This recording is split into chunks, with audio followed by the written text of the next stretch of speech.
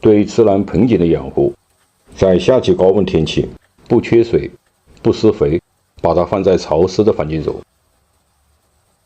自然的顶端生长优势十分明显。要定期对它进行修剪，维持上下枝条的生长平衡，这样才能保住处在下端的枝条不会产生疏枝。自然盆景除了春秋2次大的整形修剪，在生长季要在发后对它进行常规修剪。自然的果实没有多大的观赏价值，关键是它会消耗大量的养分，把整个生长数十倍拖垮。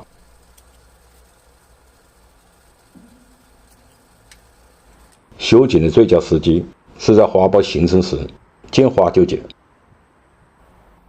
这是自然果实落地后长出来的小苗。自然的繁殖能力是非常强的，因此在南方一些地区可以见到满山遍野的自然。自然的萌发能力强，但它的生长速度很慢，干稍微粗一点的很难形成过渡。在选择装材这一点要多加考虑。选什么样的装材最好？一是枯面老桩，二是像这种有点自然形态的丛林装材。这盆自然干的过渡是经过4年才蓄养形成的，而且还是地养。这盆自然已经基本成型，每年对它的修剪主要是剪这些次枝。在修剪的过程中，按照丛林树干主次关系剪出它们的高低。每一个树干都有一个顶，顶有高低之分，才能形成整体丛林起伏的变化。修剪自然不能偷懒，要逐个枝条进行，每一个枝条留一对芽点。有顶的起伏变化，还得有丛林树干之间空间上的疏密变化。丛林盆景在整个盆景造型过程中有它独特的一面。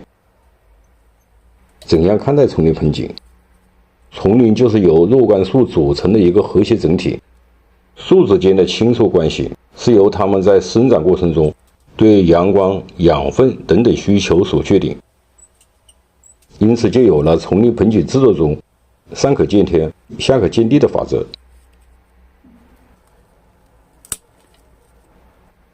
再来看看这本丛林的形成，这一盆原来有20多条树干。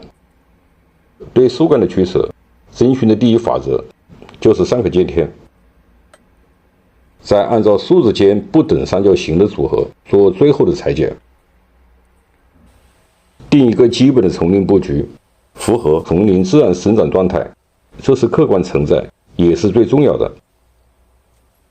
看这些树干的布局，所有的顶都能接受到阳光，否则有些树干就不复存在。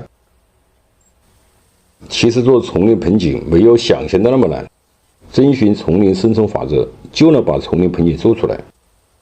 在玩丛林盆景过程中，如果要想再上一个台阶，那就得从主观上建立一定的丛林审美意识，像什么舒克跑马必不透风，树在什么地方，密到什么程度，每个人的审美观都会不一样。玩好丛林，很多东西是靠自己动手制作去积累。